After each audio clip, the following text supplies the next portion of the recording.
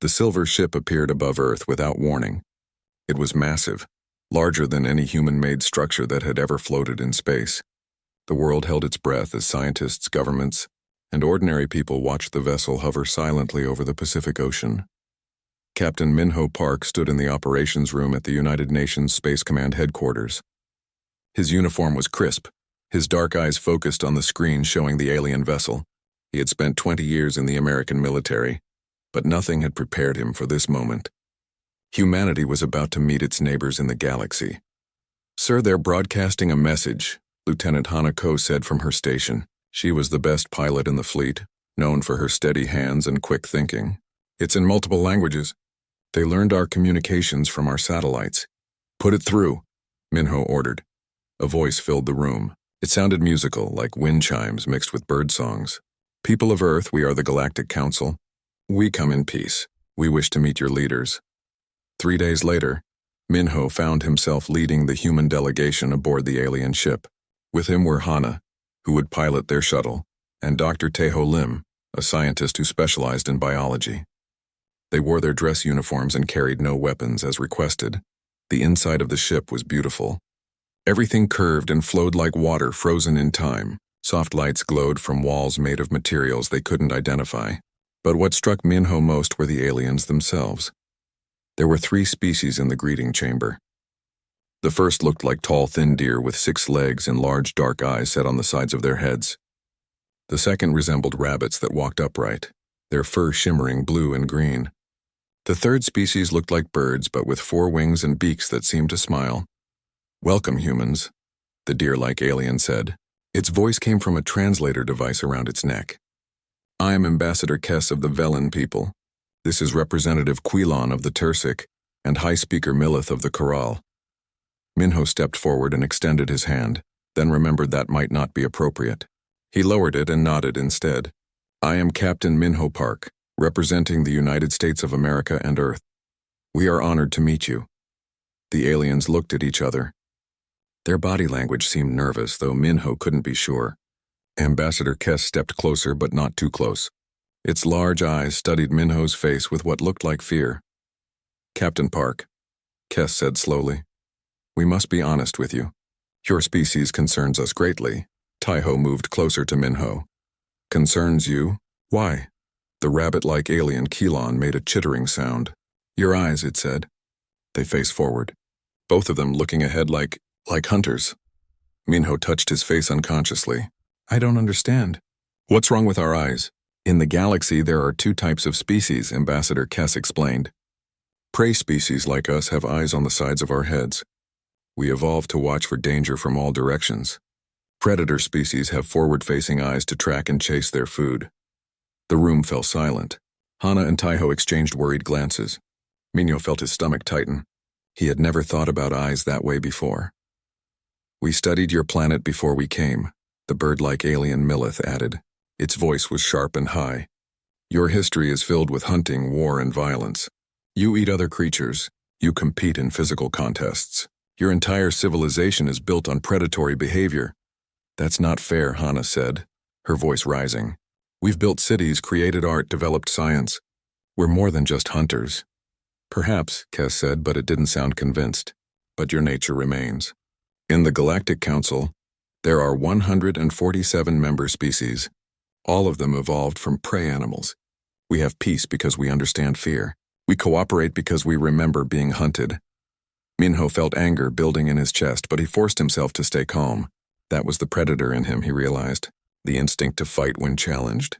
He took a deep breath and spoke carefully. "Ambassador Kess, you're right. Humans evolved as hunters. Our ancestors tracked animals across vast distances. They worked in groups to bring down prey larger than themselves. But we also learned to farm.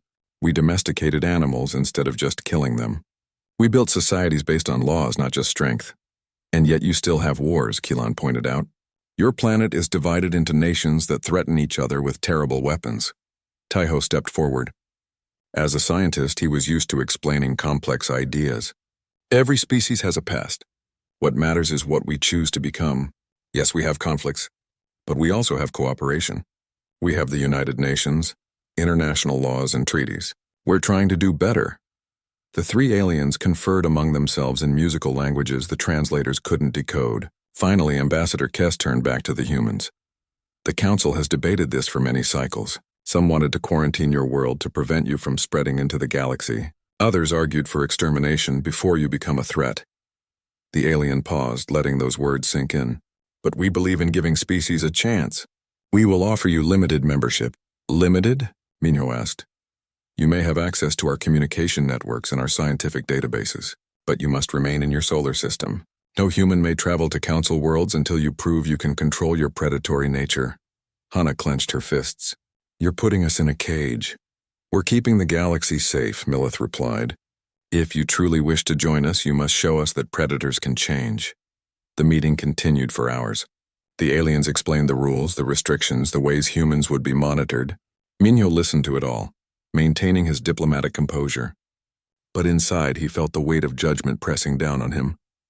When they finally returned to their shuttle, Hana slammed her hand against the wall. They're afraid of us. They think we're monsters.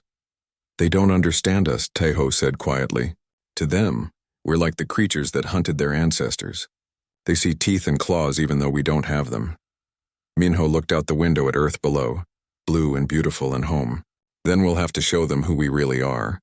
We'll prove that humans can be trusted. And if we can't? Hana asked. Minho's jaw tightened. Then we'll show them that predators can be more than they imagine. We didn't become the dominant species on Earth by giving up. As their shuttle descended through the atmosphere, Minho thought about what lay ahead. The galaxy saw humans as dangerous predators. Maybe they were right. But predators could also be protectors. They could hunt down threats and defend the weak. If the galaxy feared the hunter in humanity, perhaps it was time to teach them what human hunters could really do.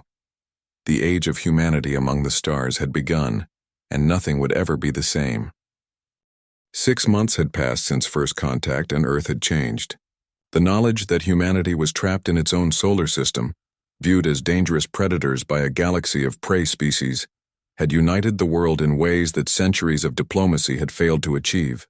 Now a single goal drove everyone: prove that humans deserved a place among the stars. The Galactic Council had sent a formal proposal. If humanity wanted full citizenship, they would need to complete the Harmony trials on the planet Virtus 9. No species had ever failed the trials, the aliens assured them. They were designed to test cooperation, intelligence, and peaceful problem-solving. Captain Minho Park stood in the briefing room at the newly established Earth Space Command, looking at his team. They were the best America had to offer, chosen from thousands of volunteers. Lieutenant Hanako, the pilot who could fly anything with engines; Sergeant Sunho Bayek, a Special Forces operative who had survived missions that remained classified; Engineer Yuna Choi, who could fix or build anything from spare parts; and Medic Gina Song, whose steady hands had saved countless lives in field hospitals. This is it, Minho told them. The whole world is watching. We succeed, and humanity gets to explore the galaxy. We fail, and we're stuck here forever. No pressure then, Sunho said with a slight smile. He was a quiet man, muscular and compact, with scars that told stories he never shared. Dr. Tejo Lim, who had been studying the alien databases, pulled up a holographic display. Virtus 9 is what the Council calls a harmony world. Multiple ecosystems, moderate danger, perfect for testing species' abilities to cooperate with their environment. What kind of tests are we talking about? Yuna asked. She was young, barely 30, but her mind worked faster than most computers. Resource gathering, puzzle chambers, diplomatic simulations with AI constructs, and survival challenges, Taiho explained. The average time to complete is 3 weeks. Most species take 4, Gina frowned. She was older than the others, with gray streaks in her dark hair. They designed this for prey species. How do we know we won't have an advantage? We probably will, Minho admitted. But we need to be careful. If we're too efficient, too aggressive, we'll just confirm their fears about us. The journey to Virtus 9 took 2 weeks aboard a Council transport ship. The crew kept their distance from the humans, watching them with wide, nervous eyes. Minho noticed how they flinched when Sunho walked by, how they whispered when Hana laughed too loudly. To them, every human gesture looked threatening. Virtus 9 was beautiful. Green forest covered most of the landmass. with crystal-clear rivers cutting through valleys between gentle hills. The air smelled sweet like flowers and rain. It looked like paradise. Ambassador Kess greeted them at the landing site. "Welcome, humans. The trials begin at dawn tomorrow. You will wear these monitors so the Council can observe your progress. Remember, we are testing your ability to exist peacefully in the galaxy." That night, the team gathered in their camp. Minho watched the two moons rise over the alien forest and thought about Earth, so far away. "Captain," Sunho said quietly, sitting down beside him, "I've been thinking. These tests, they're designed for species that think like prey. They expect us to approach problems a certain way." "And we think like predators," Minho finished. "Exactly. We need to be smart about this. We can't just charge forward and dominate every challenge." The first trial began at sunrise. They were led to a massive chamber carved into a mountainside. Inside, a complex maze of platforms and obstacles stretched out before them. At the far end, barely visible, was a glowing crystal. "Retrieve the Harmony Crystal," a mechanical voice announced. "Use only cooperation and logic." Hana studied the maze. This would take prey species hours. They'd have to communicate every step, make sure everyone was safe, move slowly. "But we can see the pattern," Yuna said, her eyes tracking the platforms. "Look, the weight distribution, the spacing. It's designed to force slow movement. So we do it their way," Minho decided. "Slow and steady. We talk through every move. Show them we can be patient." It went against every instinct. Sunho could have crossed the obstacles in minutes. Instead, they spent 3 hours carefully making their way through, announcing each step, helping each other across gaps. When they finally retrieved the crystal, the monitoring system chimed with approval. But the next trial revealed their nature more clearly. They were sent into a dense forest to gather specific plants for a medicinal compound. The task should have taken days, according to the briefing. Prey species would move cautiously, afraid of predators, checking every shadow. Humans didn't have that fear. They had been the predators in their forests. Sunho moved through the trees like a ghost, his training making him nearly invisible. He spotted tracks, signs, patterns that prey species would never notice. Yuna identified the plants within hours using her understanding of efficient searching. Gina cataloged everything with practiced ease. They completed the task in 18 hours. The Council observers were silent when they returned. Minho could see the fear in their eyes. The humans had moved through a dangerous forest like they owned it, because in their hearts they did. "How?" Ambassador Kess asked quietly. "How did you move so fearlessly?" "We come from a world with bears, wolves, big cats, and snakes," Gina explained gently. "But our ancestors learned to walk through forests anyway. Fear doesn't stop humans. It makes us careful."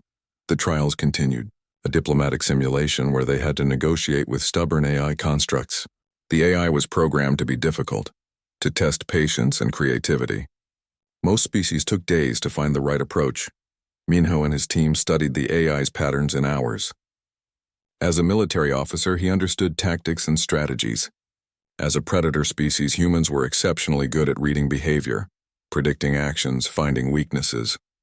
They solved the simulation in 2 days, a puzzle chamber that required physics and spatial reasoning. Yuna looked at it once and saw the solution. Her predator brain evolved to calculate trajectories for throwing spears now applied to advanced engineering. A survival challenge where they had to create shelter and find food in a harsh environment. Sunho had done this dozens of times in military training. They had a camp set up before sunset. 3 weeks became 2. 2 weeks became 10 days. Every trial that should have challenged them fell before human adaptability, persistence, and predatory problem-solving. On the final day, they stood before the Council's observation chamber. Behind the transparent walls, dozens of alien species watched them with a mixture of awe and terror. "You have completed the Harmony trials," Ambassador Kess announced. "Never before has any species finished so quickly. Your efficiency is disturbing." "We followed all the rules," Minho said firmly. "We cooperated. We used logic. We harmed nothing." "Yes," the ambassador agreed, "but you moved through every challenge like apex predators in a world of prey. You saw patterns we designed to be hidden. You solved problems meant to take weeks. You adapted to every environment instantly."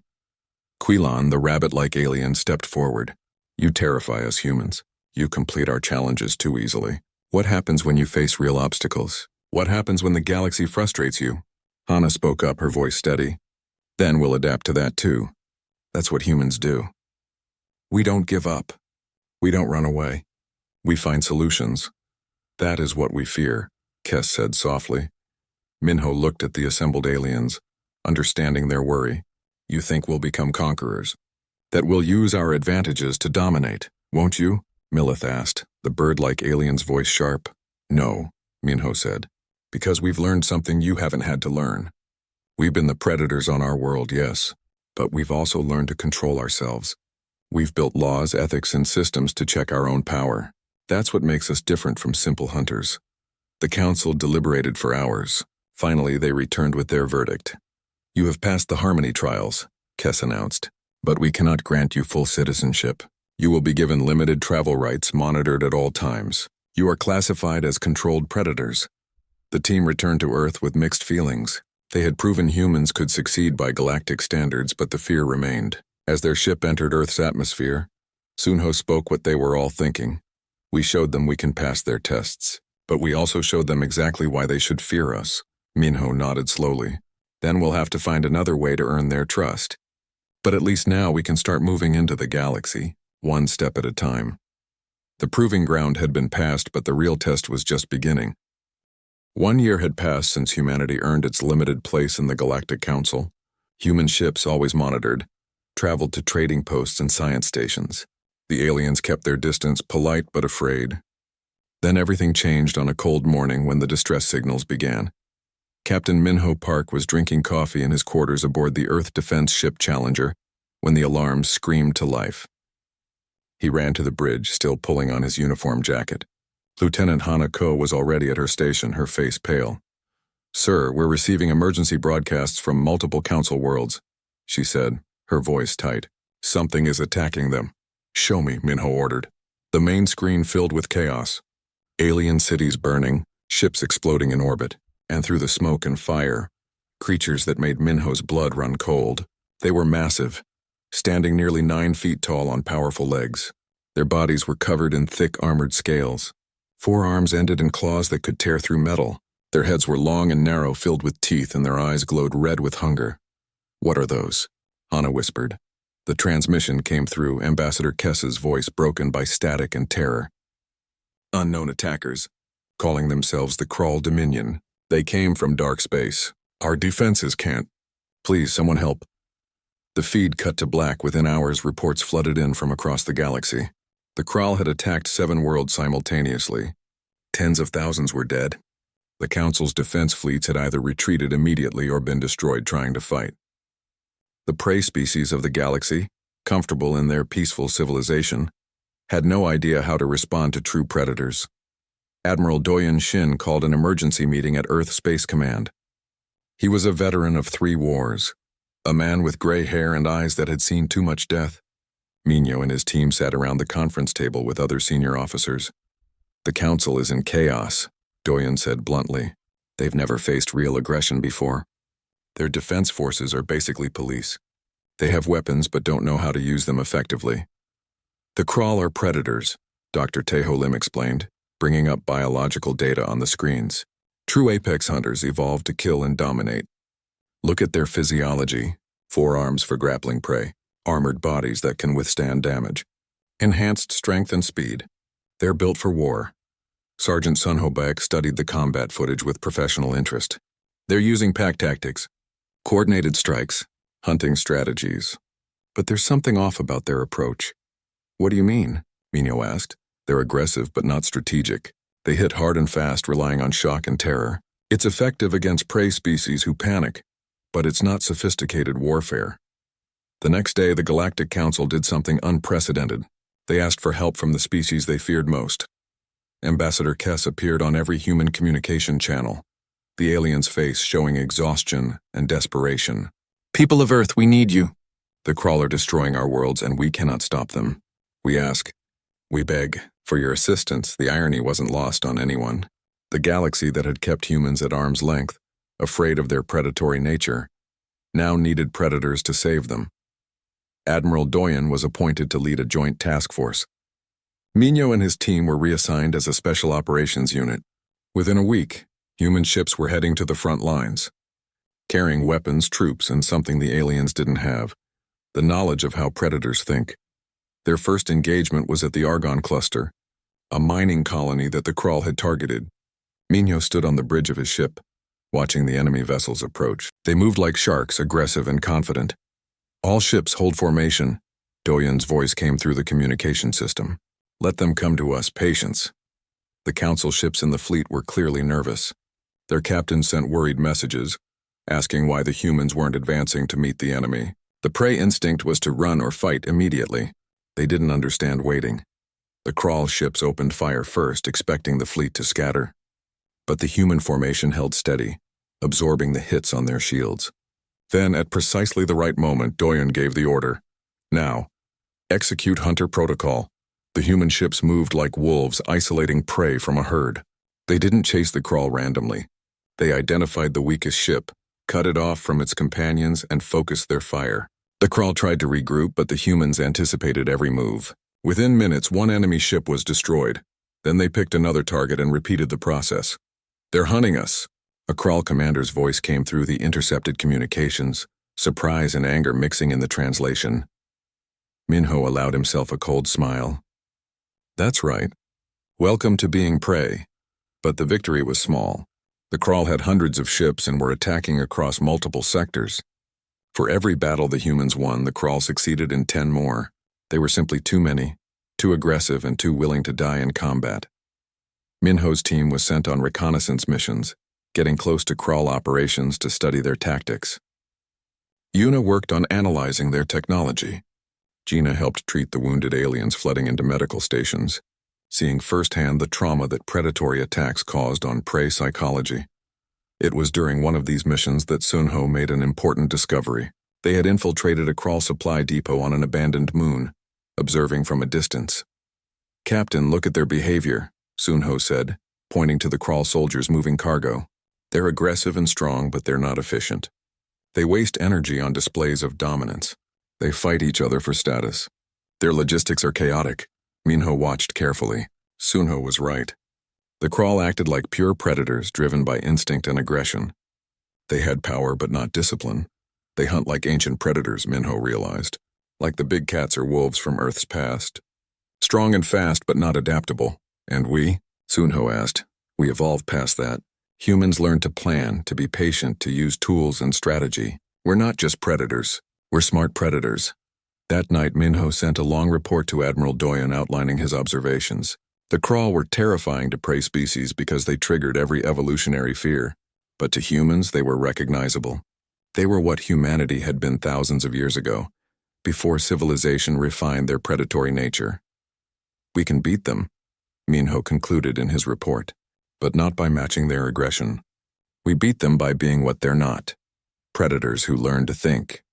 Doyen called a strategic meeting with the human command structure. The Kraul are winning because the council species don't understand predatory warfare. They see the aggression and panic. But Captain Park is correct.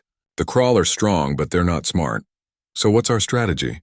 asked General Hyun, commander of the Marine Forces. Doyen looked at the star map showing Kraul advances. "We stop fighting their way. We don't match their aggression. Instead, we do what human hunters have always done best." "Sir?" Hana asked. "We track them. We learn their patterns. We exhaust them. We become the persistence hunters our ancestors were." Doyen's face was grim but determined. "The Kraul think they're the galaxy's apex predators. It's time to show them what real apex hunters look like." Minho felt something settle in his chest. For a year, humans had tried to prove they were peaceful, civilized, safe.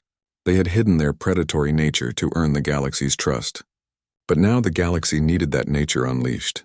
"No more holding back?" he asked. "No more holding back," Doyen confirmed. "The Kraul want to hunt the galaxy? Then they'll learn what it's like to be hunted by humans." As the meeting ended and officers rushed to implement the new strategy, Minho looked out at the stars. Somewhere out there, the Kraul were celebrating their victories, thinking themselves unstoppable. They had no idea what was coming for them. The prey species had called for help from predators, and the predators had answered.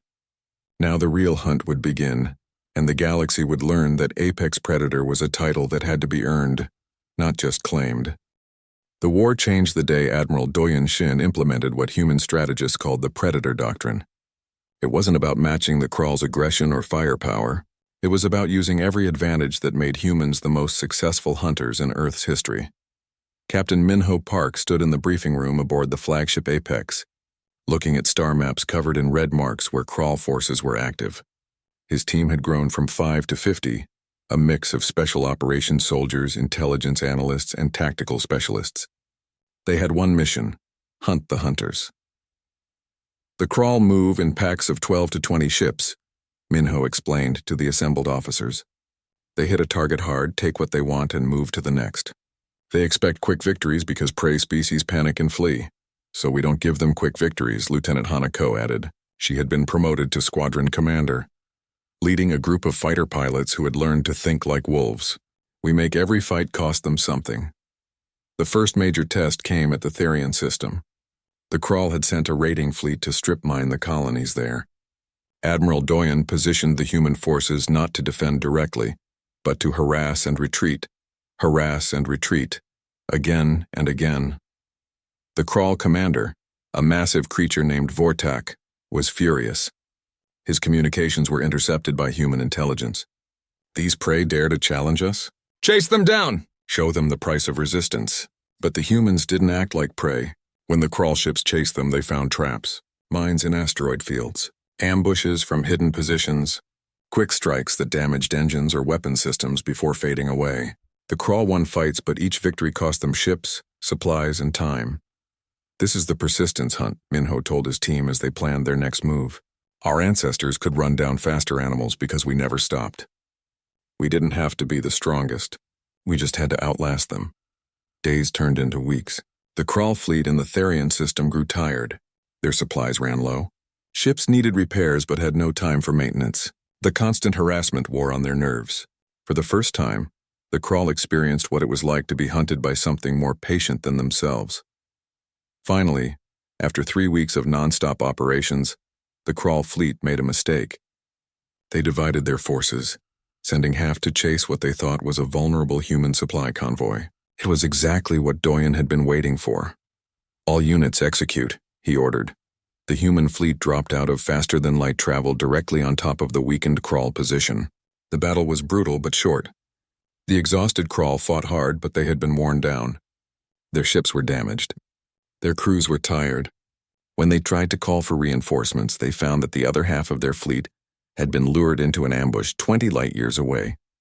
The Therian system was saved, and the galaxy took notice.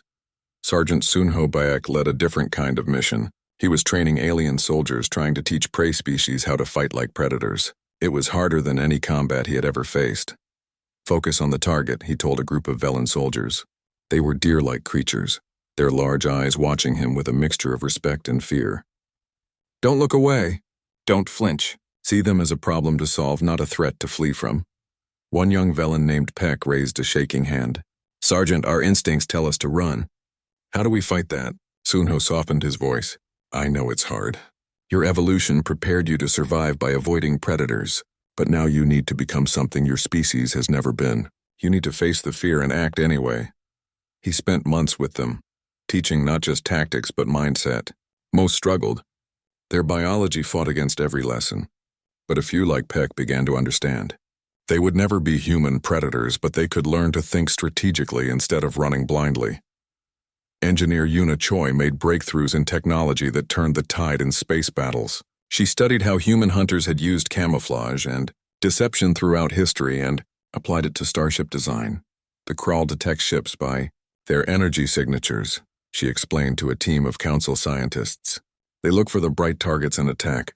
So what if we make ourselves invisible? She developed stealth coatings based on how hunters painted themselves for camouflage, materials that absorbed sensor waves instead of reflecting them. Human ships began appearing and disappearing from Crawl sensors like ghosts. The predatory aliens used to direct confrontation didn't know how to fight enemies they couldn't see.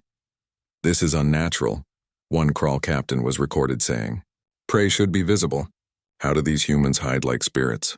Yuna smiled when she heard that. Because we learned to hide from predators, then became predators ourselves. We know both sides.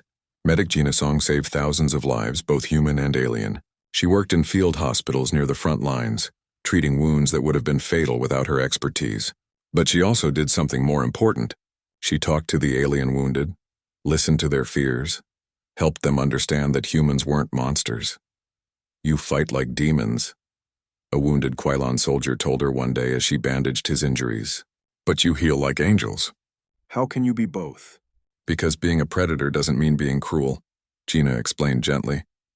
"Humans learn to hunt, yes, but we also learn to care for our pack. You're part of our pack now. We protect those who can't protect themselves." Word spread through the galaxy. The humans who had been feared as dangerous predators were now dying to defend Council worlds. The species that should have been the enemy were becoming heroes. Lieutenant Hana Ko's fighter squadron became legendary. She led her pilots in attacks that the Crawl couldn't predict. They used tactics from Earth's aerial predators, eagles, hawks, falcons. Dive from above. Strike fast. Disappear before the enemy can react. In one famous battle above the planet Quell, her squadron of just 30 fighters took on a Crawl battle group of 200 ships. Using pack tactics, coordinated strikes, and knowledge of how predators hunted in groups, they destroyed or disabled 50 Crawl vessels before retreating. The aliens called her squadron the Raptors. "They move like they share one mind," a Crawl tactical analyst reported. "They anticipate each other. They coordinate without speaking. It's impossible to defend against." But they weren't telepathic. They were just humans using the same pack-hunting instincts that wolves had used for millions of years. The turning point came at the Battle of Carrion's Gate, a crucial supply route that the Crawl needed to support their advance. Admiral Doyen gathered the largest human fleet ever assembled, along with Council forces that had finally learned some human tactics. "This is where we prove something," Doyen told his commanders. "The Crawl think they're apex predators because they're strong and aggressive. We're going to show them that intelligence beats strength, strategy beats rage, persistence beats power." The battle lasted 4 days. The Crawl came in waves, expecting to overwhelm through sheer force. But the human fleet didn't fight like prey species scattered and panicked. They fought like a coordinated hunting party that had tracked prey for weeks and knew exactly when and where to strike. Minho led special operations teams that infiltrated Crawl command ships, causing chaos from within. Sunho and his trained alien soldiers hit supply lines, proving that even prey species could learn predatory tactics. Yuna's stealth technology allowed human ships to appear where the Crawl least expected. Hana's fighter squadron struck at critical moments, turning the tide of engagements, and through it all, Gina and her medical team saved the wounded, showing that human predators protected as fiercely as they fought. On the 4th day, the Crawl fleet broke. For the first time in their history, they retreated not from weakness but from fear. They had faced predators more efficient, more patient, and more deadly than themselves. As the enemy fled, Ambassador Kess sent a message to Admiral Doyen. The alien's voice was filled with wonder and respect. "Admiral, we called you predators and we were right, but you're not the predators we feared. You're something more. You're apex hunters who choose when to hunt and when to protect. The galaxy owes you a debt we can never repay." Doyen looked at the stars where the Crawl had disappeared. "The debt is to ourselves, Ambassador. We had to prove we could control our nature. Now the real question is what comes next." In the officers' mess that night, Minho's team gathered to rest. They were exhausted, scarred, and forever changed by what they had seen and done. "We unleashed the predator," Sunho said quietly. "The galaxy saw what humans can really do." "And?" Yuna asked. "And they're not afraid anymore," Gina said, smiling. "They're grateful." Hana raised her cup.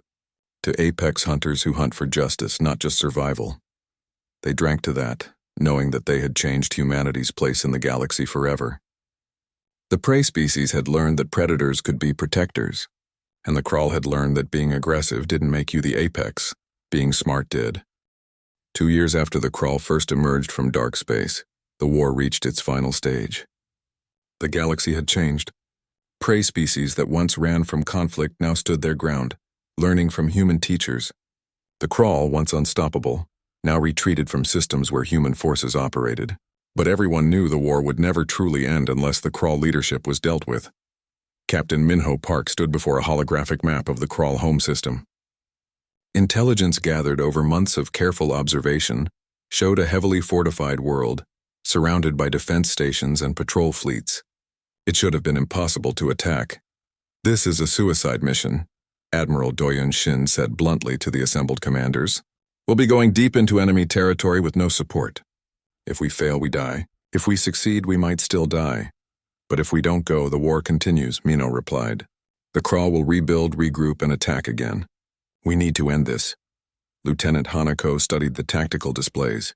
Their homeworld is protected by 3 layers of defense: sensor nets, patrol routes, and a massive battle fleet. Getting in will be nearly impossible. Unless we use what makes us different, Sergeant Sunho Bayek said. He had aged in the war, new scars on his face and gray in his hair. The Crawl think like aggressive predators. Direct confrontation. Overwhelming force. They won't expect patience. Engineer Unichoi nodded, her fingers flying over her computer. I can get us through the sensor nets with upgraded stealth technology. But once we're inside, we'll need to move fast. And what about extraction? Medic Gina Song asked.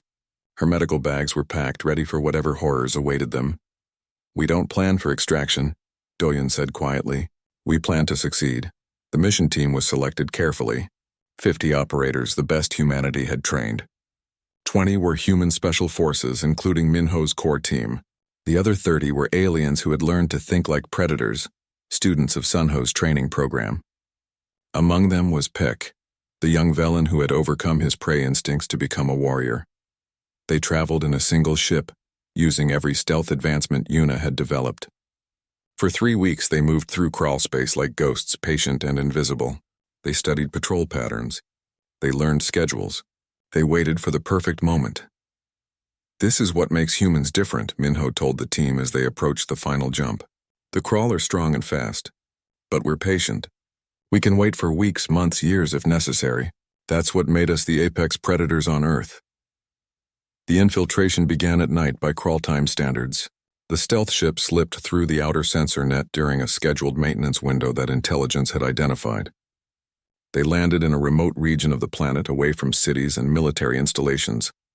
The Crawl homeworld was harsh. Jagged mountains, thin atmosphere, and gravity that was 20% higher than Earth standard. It was a world that bred tough predators. But humans adapted. Form up, Sunho ordered. We have 48 hours before our window closes. Move silent, move fast, move smart. They crossed 200 miles of hostile terrain, avoiding Crawl patrols through careful observation and patience. When they had to engage, they did so with surgical precision. No survivors, no alarms, no trace. Peck struggled with the killing. His prey instinct screamed at him to flee, but he remembered Sunho's training. You're not prey anymore, the sergeant had told him. You're a warrior protecting your people. On the second day, they reached the capital city. The Crawl Imperial Palace sat in the center, a massive fortress of dark stone and metal. Inside, the Crawl High Command directed the war effort. Inside was their target. How do we get in? Hana asked, looking at the fortress walls. Yuna pulled up building schematics they had stolen from captured Crawl databases. Maintenance tunnels. The Crawl are arrogant. They don't think anyone would dare attack their homeworld, so their internal security is lighter than it should be. They entered through ancient drainage systems, moving through darkness with night vision equipment. The team split into groups, each with specific objectives. Minho's squad headed for the command center. Sunho's team secured their extraction route. Hana and a group of fighters prepared to create a distraction. The command center was deep underground, protected by thick armor and energy shields. But the Crawl hadn't designed it to stop an enemy that was already inside. They had built defenses against fleets, not infiltrators. This is the difference between us and them, Minho said as they placed explosives on shield generators. They think like warriors. We think like hunters. Warriors face their enemies. Hunters strike from the shadows. The assault began with Hana's distraction. Fighter craft that had been hidden in the city launched attacks on military targets, drawing away guards and triggering alarms. In the chaos, Minho's team breached the command center. The Crawl High Command was meeting, discussing how to counter the human threat. They were massive creatures, each one a veteran of countless battles. When the doors exploded inward and humans poured through, they reached for weapons with predatory speed. But humans were faster. The battle was brutal. Crawl commanders fought with the strength of their species, each one capable of tearing a human apart with their bare claws. But the humans fought as a pack, coordinated and precise. When one Crawl focused on a target, another human struck from behind. When the enemy charged, the humans retreated and shot from range. Minho faced the Crawl Supreme Leader, a creature named Tharkos. who stood 10 feet tall and carried a blade that could cut through steel. The alien roared and charged, expecting the human to flee. Minho didn't flee. He sidestepped, rolled, and came up firing his weapon at the crawl's joints, the weak points Yuna had identified. When Tharko stumbled, Minho pressed the attack with cold efficiency. "You think you're apex predators," Minho said as the crawl leader fell, "but you're just animals with weapons. Humans learn to control our predatory instincts. That's what makes us apex." The mission succeeded, but at a terrible cost. Half the team died getting out. Fek was among them, giving his life to hold a corridor so others could escape. Gina was wounded trying to save him. Sunho carried her to the extraction ship while Hana and Yuna provided covering fire. When they finally jumped to faster-than-light travel, leaving the crawl homeworld behind, only 32 of the original 50 were alive. They had succeeded, but the price had been blood. News of the mission spread through the galaxy at light speed. The Crawl High Command was dead. Their leadership was shattered. Without direction, Crawl forces began to surrender or retreat to their home territories. The war didn't end immediately, but everyone knew it was over. 6 months later, a ceremony was held on Earth. Representatives from every council species attended. Captain Minho Park, now promoted to general, stood before the assembled aliens alongside Admiral Doyen Shin. Ambassador Kess spoke for the council. "When we first met humans, we saw predators and were afraid. We restricted your movement, limited your rights, treated you as dangerous animals. We were wrong." The alien paused, its large eyes showing emotion that transcended species. "You are predators. You are apex hunters, but you chose to hunt for us, not against us. You protected those who couldn't protect themselves. You died for species you barely knew. That is not the behavior of simple predators. That is the behavior of guardians." The council formally elevated humanity to full membership with no restrictions. More than that, they asked humans to help rebuild the galaxy's defense forces. Admiral Doyen was appointed as the Supreme Commander of Council Security. Minho was given command of the new Apex Academy, where humans would train the galaxy's protectors. The academy was built on Earth, a symbol of how far humanity had come. Director Nari Im, a veteran diplomat, oversaw the political aspects while Minho handled military training. The first class included representatives from 70 different species, all eager to learn from the Apex hunters. On opening day, Minho stood before the assembled students. Among them were prey species trying to overcome instincts, and even a few reformed Crawl who had chosen peace over war. "You're here to learn how humans fight," Minho began. "But more importantly, you're here to learn why we fight. Being a predator isn't about being aggressive or cruel. It's about having the skills and instincts to hunt, but choosing when and how to use them." He looked at the diverse group, seeing fear and hope mixed in alien eyes. "My ancestors were hunters who tracked prey across continents. They developed persistence, intelligence, and cooperation, but they also developed something more important, the wisdom to know when to hunt and when to protect." Over the following years, the Apex Academy transformed galactic security. Prey species learned to face their fears and think tactically. Former enemies learned that predatory skills could be used for protection. And humans, no longer feared as monsters, became the galaxy's teachers and protectors. Hana became the Academy's flight instructor, teaching pilots from 100 worlds how to think like aerial predators. Sunho trained ground forces, turning nervous prey species into confident defenders. Yuna worked with scientists to develop technology that gave everyone advantages, not just humans. And Gina, recovered from her wounds, ran the medical program, teaching that caring for others was as important as fighting for them.